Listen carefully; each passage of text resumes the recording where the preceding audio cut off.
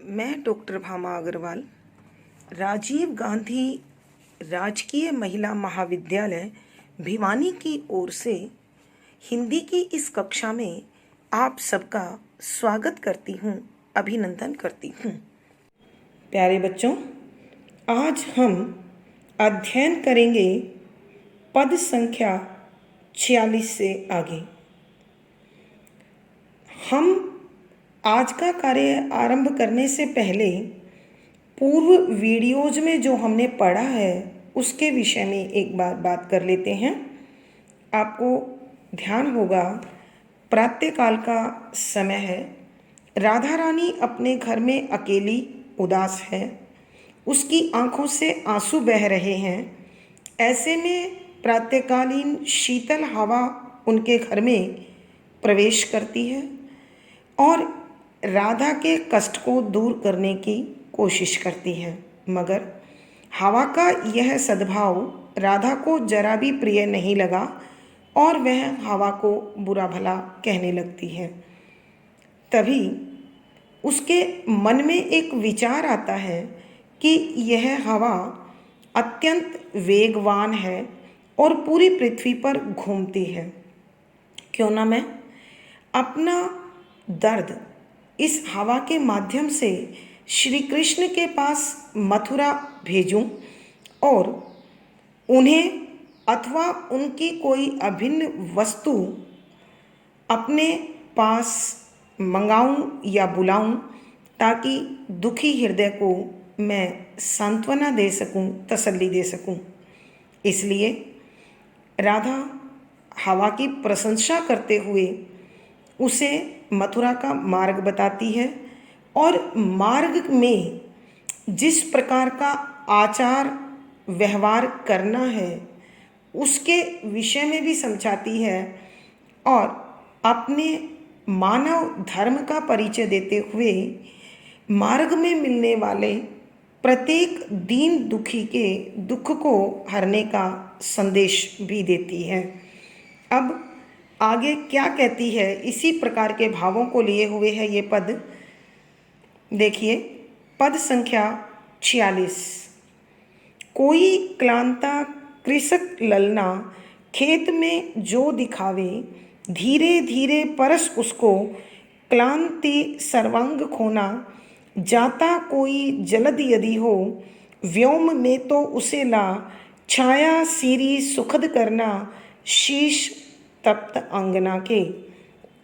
प्रसंग प्रस्तुत पद हमारी हिंदी की पाठ्य पुस्तक आधुनिक हिंदी कविता में संकलित द्विवेदी युगीन कवि अयोध्या सिंह उपाध्याय द्वारा रचित प्रिय प्रवास नामक महाकाव्य के छठे सर्ग पवनदूती से लिया गया है। संदर्भ: यहाँ राधा हवा को अपने मानव प्रेम, मानवता का परिचय देते हुए समझा रही है कि सरलार्थ कोई भी क्लांता, थकी हुई, परेशान, कृषक किसान, ललना पुत्री, खेत खेत में जो की दिखावे दिखाई दे जाए, कि यदि तुझे किसी खेत में कोई किसान की बेटी मेहनत करती हुई, काम करती हुई दिखाई दे और वो थकी हुई हो तो क्या करना है? देखिए, धीरे धीरे परस उसको, धीरे धीरे आराम से परस छूना उसको। किसको? किसान की बेटी को। क्लांति थकान, परेशानी, सर्वांग सर्व अंग, सभी अंगों की खोना समाप्त कर देना, कि तू बड़े आराम से मंद मंद बहते हुए उस किसान की बेटी को स्पर्श करना और उसके शरीर के प्रत्येक भाग पर जो थकान छाई हुई है उसे समाप्त कर देना। और जाता कोई जलद यदि हो, व्योम में तो उसे ला, जाता जा रहा हो कोई भी जलद बादल, यदि हो, व्योम आकाश में तो फिर उसे ला, उसे ले आना। क्यों ले आना? छाया सीरी सुखद करना, छाया छाया, सीरी ठंडी, सुखद सुख देने वाली, करना कर देना। कहाँ कर देना? शीश तप्तांगना के, शीश सिर, तप्त जलते हुए या थके हुए, अंगना यानी उस किसान की बेटी के थकान और गर्मी से जलते हुए सिर पर तुम ठंडी और सुखदाई छाया करने के लिए आकाश में जाते हुए बादल को अपने झोंके के साथ ले आना और उस किसान की बेटी के सिर पर उसे कर देना, ताकि खेत में काम करते हुए, मेहनत करते हुए उस किसान की बेटी को थकान कम हो और इस मेहनत के कारण उसे परेशानी भी कम हो, ठंडक और आनंद मिले। कवि के कहने का भावार्थ वही है बच्चों, कर भला हो भला, कि यदि तुम संसार में सबको सुख देते हुए चलोगे तो तुम्हें भी सुख प्राप्त होगा। विशेष के अंतर्गत देखिए बच्चों, आपको पता चल गया है कि यहाँ राधा रानी के मानवतावादी दृष्टिकोण का उद्घाटन हुआ है। शुद्ध साहित्यिक खड़ी बोली का प्रयोग है। आप देख रहे हैं कोई मुहावरा, कोई लोकोक्ति का इस्तेमाल नहीं है, अतः यहाँ अभिधा शब्द शक्ति है, मंदाक्रांता छंद है, गे शैली है, शांत रस है, प्रसाद गुण है। अब अलंकार देखिए बच्चों, कोई क्लांता कृषक, अनुप्रास अलंकार, धीरे धीरे, पुनरुक्ति प्रकाश अलंकार, क्लांति सर्वांग खोना संदेश अलंकार, यदि संदेह अलंकार। आप देख रहे हैं राधा हवा से बातें कर रही है, तो मानवीकरण अलंकार, यानी इस पद में अनुप्रास, पुनरुक्ति प्रकाश, संदेश, संदेह, मानवीकरण आदि अलंकारों का सुंदर सटीक प्रयोग है। पद संख्या 47। उद्यानों में, सु उपवन, वापिका में, सरों में, फूलों वाले नवल तरु में, पत्र शोभी द्रुमों में, आते जाते न रम जाना, ओ न आसक्त होना, कुंजों में ओ कमल कुल में, वीथिका में, वनों में। प्रसंग पूर्ववत रहेगा। संदर्भ के अंतर्गत राधा रानी हवा को समझाती है कि तुझे मार्ग में अनेक आकर्षक वस्तु तत्व मिलेंगे, लेकिन तुझे मेरे दुख को ध्यान में रखते हुए कहीं भी रुकना नहीं है, ठहरना नहीं है। और इसी प्रकार का संदेश देते हुए कहती है कि सरलार्थ उद्यानों में अर्थात बाग बगीचों में, सु अच्छे, उपवन फिर बगीचे, वापिका बावड़ी। बच्चों जोहड़ से कुछ छोटी होती है उसे हम वापिका बोलते हैं। सरों तालाबों में, फूलों वाले नवल तरु में, फूलों वाले यानी फूलों से लदे हुए, नवल माने नए नए हरियाली को प्राप्त किए हुए, तरु वृक्षों में, पत्र शोभी पत्तों से सुशोभित द्रुम वृक्षों में, आते जाते न रम जाना कि मथुरा जाते समय और वापस लौटते समय तू इनमें खो मत जाना, ओ न आसक्त होना और ना ही इन पर मोहित होकर वहाँ ठहरना। कुंजों में ओ कमल कुल में, कुंज एकांत वाले हरे भरे प्रदेश, ओ और कमल कुल में, कमल के फूलों से खिले समूह में, वीथिका गलियों में, वनों में। कि राधा रानी हवा को समझाते हुए कहती है कि हे पवन, तू जब मथुरा जाएगी तो रास्ते में तुझे बाग बगीचे मिलेंगे, अत्यंत आकर्षक बगीचे भी मिलेंगे, बावड़ियाँ मिलेंगी, तालाब मिलेंगे, फूलों से लदे हुए नए नए हरे भरे चमकते वृक्ष मिलेंगे, पत्तों से सुशोभित वृक्षों के समूह मिलेंगे, एकांत हरे भरे प्रदेश और वहाँ युगल होंगे, कमल के फूलों से भरे हुए तालाब होंगे, बच्चों के खेल से रौनक गलियां होंगी, वन होंगे। तो इन सब में न तो मथुरा जाते हुए और न वापस आते हुए तुझे रुकना है और न ही इन पर मोहित होकर अपने लक्ष्य को भूलना है। कवि के कहने का भावार्थ यह है कि जब भी कोई सच्चा कर्म योगी अपनी मंजिल की ओर बढ़ता है तो इस संसार के अनेक आकर्षक तत्व उसे अपने आकर्षण में बांधने की कोशिश करते हैं।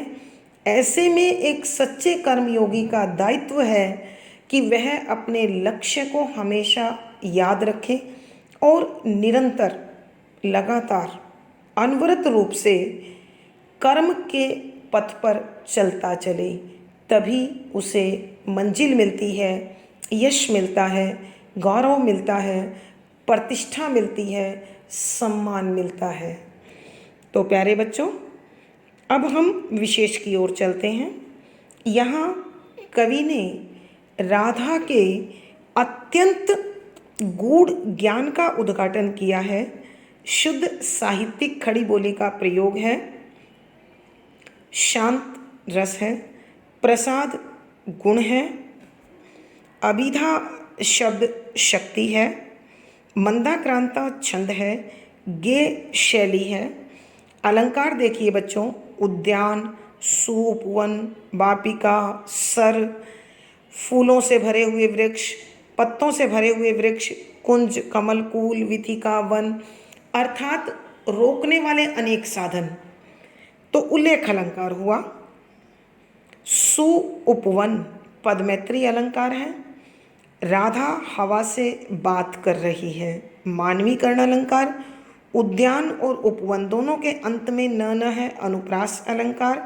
आते जाते पद मैत्री अलंकार और संदेश अलंकार हैं। तो यहाँ अनुप्रास, उल्लेख, संदेश, पद मैत्री आदि अलंकारों का सुंदर सटीक प्रयोग है। पद संख्या 48। जाते जाते पहुँच मथुरा, धाम में उत्सुका हो, न्यारी शोभा वर नगर की, देखना मुग्ध होना, तू होवेगी चकित लख के, मेरु से मंदिरों को, आभा वाले कलश जिनके, दूसरे आर्क से हैं। प्रसंग वही पूर्ववत रहेगा। संदर्भ, राधा रानी यहाँ मथुरा के सौंदर्य का दर्शन पवन को करवा रही हैं और इसी प्रकार की बातों का या मथुरा के सौंदर्य का वर्णन करते हुए कहती है कि सरलार्थ, जाते जाते, कि इस प्रकार गोकुल से मथुरा जाते समय पहुँच मथुरा, तो इन सब पड़ावों को पार करती हुई मथुरा पहुँच जाएगी। धाम में उत्सुका हो, कि जिस स्थान के लिए धाम बच्चों पवित्र स्थान को कहते हैं, तो राधा के स्वामी श्री कृष्ण उस स्थान पर रह रहे हैं, इसलिए राधा के लिए मथुरा पवित्र स्थान है। तो कहते हैं कि हे पवन, इस प्रकार तू रास्ते के मार्ग के अनेक पड़ावों को पार करते हुए आखिर पवित्र नगरी मथुरा में पहुंच जाएगी, जिसके लिए उत्सुक होकर तू यहाँ से चलेगी। न्यारी शोभा वरनगर की, न्यारी पूरी पृथ्वी से अलग, शोभा सुंदरता, वर श्रेष्ठ, नगर नगर की, कि मथुरा की जो सुंदरता है, जो सौंदर्य है, वो पूरी पृथ्वी से अद्भुत है, अलग है। देखना मुग्ध होना, कि तू उसे बड़े ध्यानपूर्वक देखना, देखकर मोहित भी होना, आनंदित भी होना, सुख भी प्राप्त करना। और तू होवेगी चकित लख के, कि तू होवेगी, तू बन जाएगी चकित, हैरान, लख के देखकर। क्या देखकर हैरान होगी? मेरु से मंदिरों को, कि सुमेरु पर्वत के समान बड़े बड़े विशालकाय महलों को। मेरु सुमेरु से के समान मंदिर भवन, कि जब वहाँ तुम सुमेरु पर्वत के समान बड़े बड़े मंदिरों को देखेगी तो हैरान हो जाएगी। आभा वाले कलश जिनके, आभा वाले चमकते हुए, कलश कलश जिनके इन महलों के दूसरे अर्क से हैं, कि दूसरे सूर्य की भांति चमकते हुए दिखाई देंगे। अर्थात सूर्य की रोशनी में ये कलश भी सूर्य की भांति पीली आभा लेकर, सुनहरी आभा लेकर चमकने लगते हैं और हमें सूर्य का ही भ्रम उत्पन्न कर देते हैं।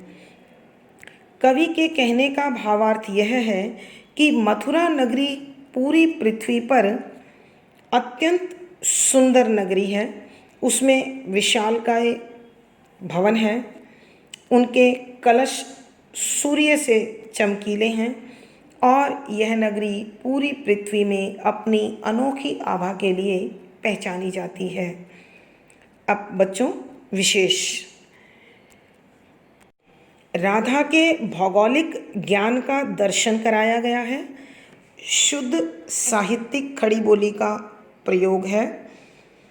अभिधा शब्द शक्ति है, शांत रस है, प्रसाद गुण है, मंदाक्रांता छंद है, ये शैली है, जाते जाते पुनरुक्ति प्रकाश अलंकार, तू संबोधन अलंकार, मेरु से उपमा अलंकार, अर्क से उपमा अलंकार।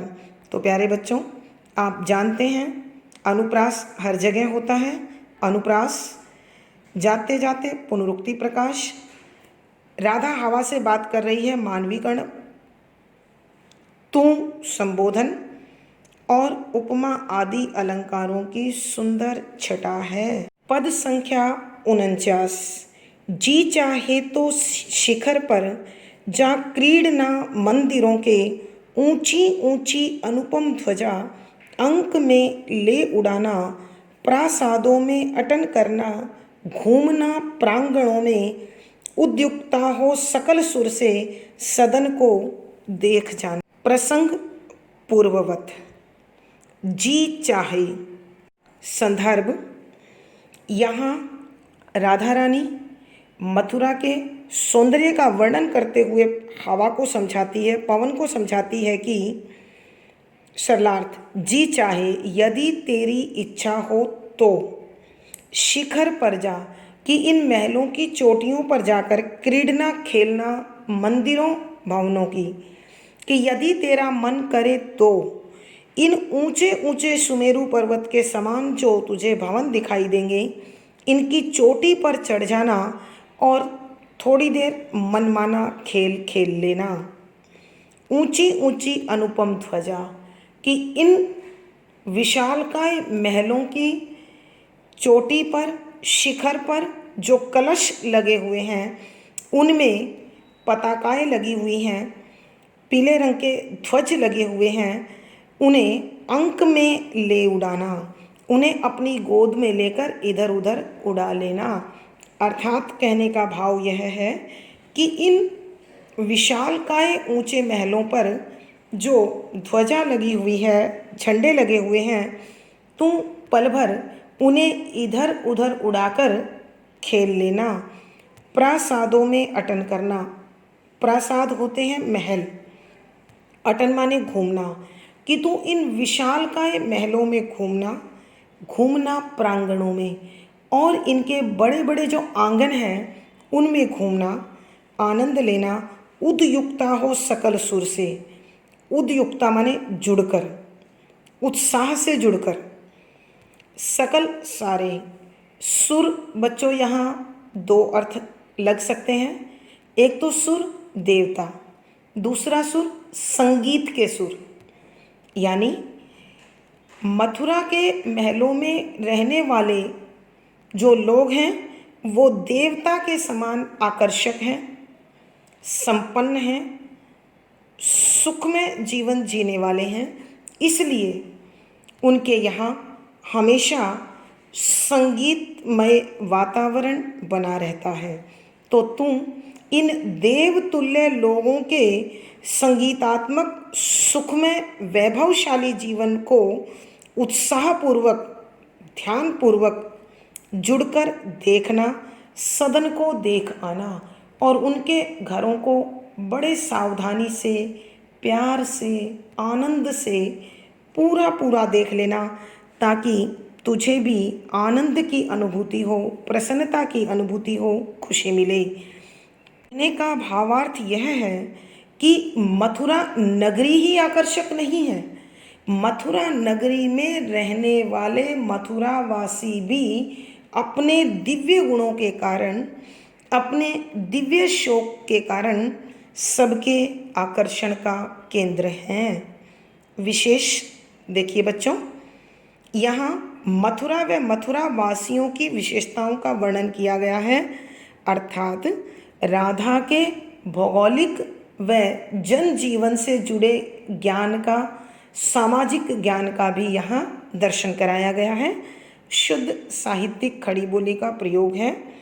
अभिधा शब्द शक्ति है, अनु शांत रस है, प्रसाद गुण है, मंदाक्रांता छंद है, गे शैली है, जी चाहे तो कि यदि तेरी इच्छा हो, क्रीडना खेलना जो मानवीय क्रिया है अतः मानवीकरण अलंकार, ऊंची ऊंची पुनरुक्ति प्रकाश अलंकार, अंक में लेना भी मानवीकरण अलंकार, अटन करना और घूमना दोनों समान शब्द हैं उल्लेख अलंकार, सुर, सुर के यहाँ दो अर्थ हैं श्लेष अलंकार। यानी इन पद में अनुप्रास, मानवीकरण, संबोधन, पुनरुक्ति प्रकाश, उल्लेख, श्लेष आदि अलंकारों का सुंदर सटीक प्रयोग हुआ है। पद संख्या 50 पर ध्यान दीजिए बच्चों। कुंजों बागों विपिन यमुना कुल या आल्यों में सदगंधों से सनित मुख को वास संबंध से आ कोई भौरा विकल करता जो किसी बाल को हो तो सद्भावों सहित उसको ताड़ना दे भगाना।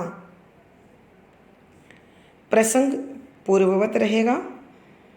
संदर्भ यहाँ राधा मथुरा के भौगोलिक सामाजिक जनजीवन का तो वर्णन कर ही रही है, साथ ही साथ एक सामाजिक दोष कि मंचलों के द्वारा प्रत्येक सौंदर्य के प्रति आकर्षण का जो भाव होता है, उस भाव के कारण जो दोष उत्पन्न होता है उस पर भी राधा रानी ने अपनी दृष्टि डाली है और पवन को समझाते हुए कहती है कि सरलार्थ, कुंजों हरे भरे एकांत प्रदेश, बाग बागों में, विपिन वन में, यमुनाकुल यमुना नदी के किनारे पर या अथवा भ्रांतिमान आल्यों घरों में, सदगंधों यानी मन भावक सुगंध, सद माने अच्छी, गंध माने महक, मन भावक सुगंध से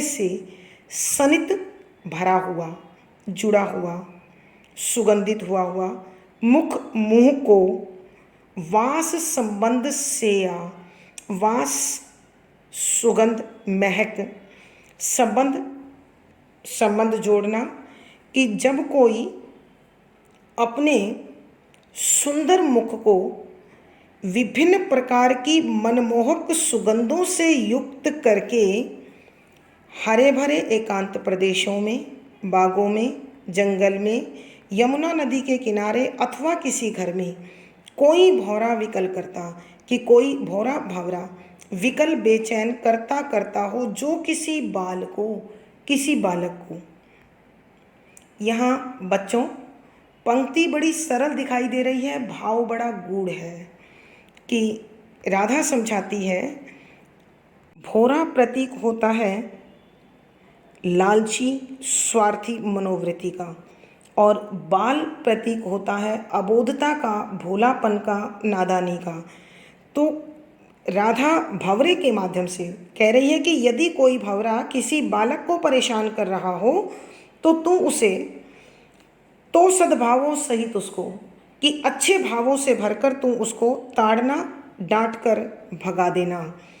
अर्थात इस पंक्ति का जो गूढ़ अर्थ है वो समझें कि यदि कोई लालची और स्वार्थी व्यक्ति किसी भोले भाले अबोध व नादान मनुष्य को अथवा जीव को तंग कर रहा हो तो तू उसके प्रति यानी दीन दुखी के प्रति, शोषित के प्रति, परेशान के प्रति सद्भावों से भर जाना, सहानुभूति से भर जाना, संवेदनशीलता से भर जाना और उस दुष्ट स्वार्थी लालची तत्व को ताड़कर, डांट फटकार कर वहाँ से भगा देना।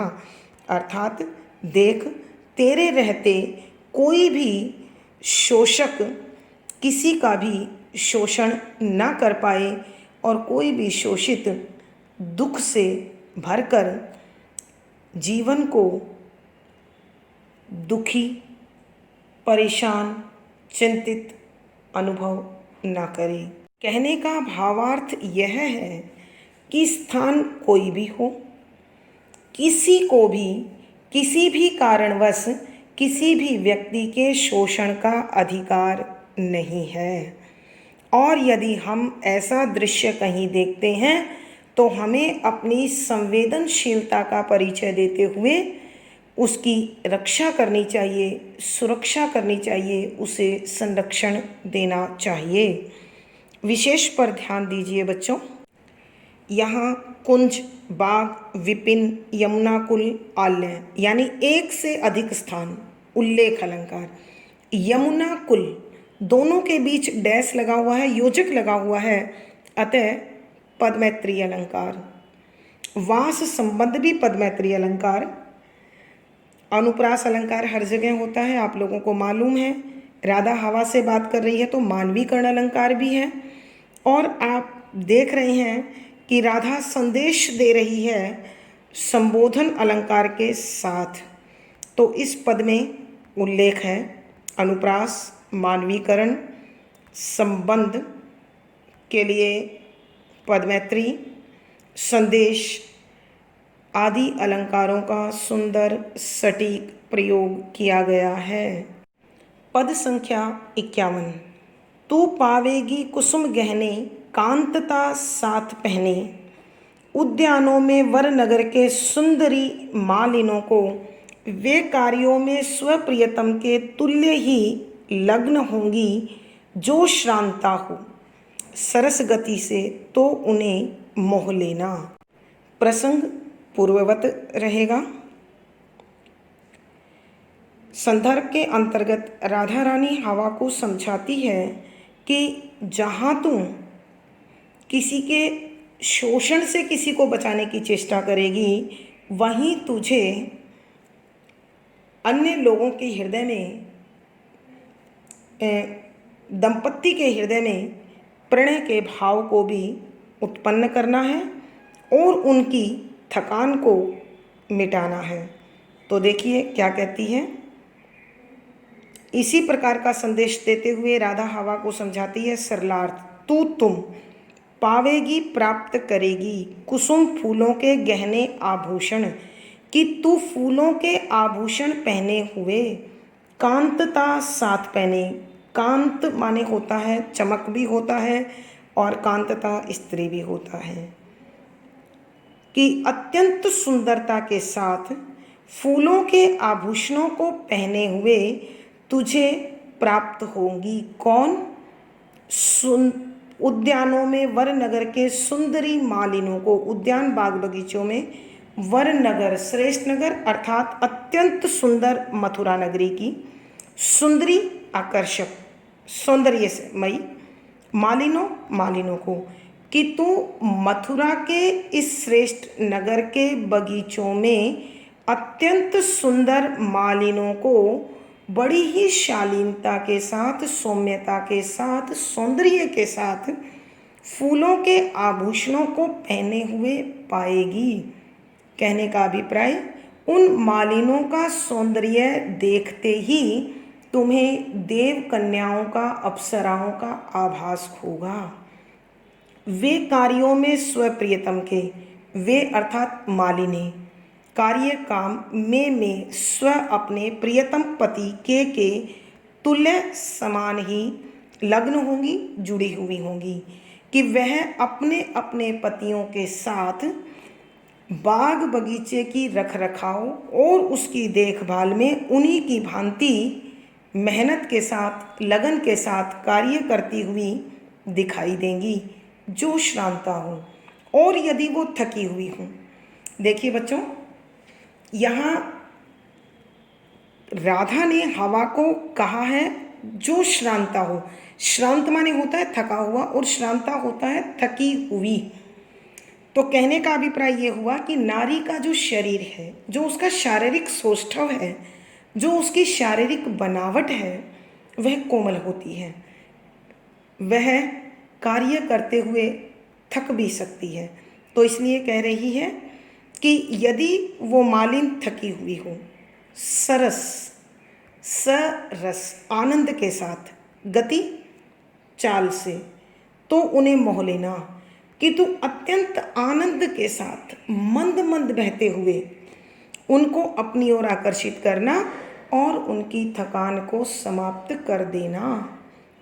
कवि के कहने का भावार्थ यह है कि यदि तुझे कोई भी मालिन अथवा मथुरा में थकी हुई स्त्री दिखाई दे, तो तू अपने शीतल और सुखदायी भाव से उसे आनंद से भर देना, सुख से भर देना, थकान से मुक्त कर देना। विशेष यहाँ राधा का वही सामाजिक व मानवतावादी ज्ञान का चित्रण किया गया है। शुद्ध साहित्यिक खड़ी बोली का यहाँ प्रयोग हुआ है। अभिधा शब्द शक्ति है, शांत रस है, प्रसाद गुण है, मंदाक्रांता छंद है, गे शैली है। अलंकार पर ध्यान दीजिए प्यारे अध्येताओं। तू संबोधन अलंकार, स्वप्रियतम पदमैत्री अलंकार, तुल्य उपमा अलंकार, जो श्रांता हो संदेह अलंकार। राधा हवा से बात कर रही है, मानवीकरण अलंकार, और अनुप्रास अलंकार हर जगह मौजूद होता है। तो प्यारे बच्चों, यहाँ अनुप्रास अलंकार, मानवीकरण, संबोधन, पदमैत्री, संदेह, संदेश, उपमा आदि अलंकारों का सुंदर सटीक प्रयोग हुआ है। धन्यवाद बच्चों। आज की कक्षा में हम यहीं तक अध्ययन करेंगे, फिर मुलाकात होगी अगली वीडियो में। तो बच्चों, संभवतः आपको सब अच्छे से समझ में आया होगा। जैसा भी आपकी प्रतिक्रिया हो, आप कमेंट बॉक्स में लिखकर बताएं, और इस वीडियो को लाइक करें, शेयर करें, और चैनल सब्सक्राइब कर अन्य लोगों तक पहुंचाने में सहयोग दें। धन्यवाद बच्चों। आपका दिन मंगलमय हो।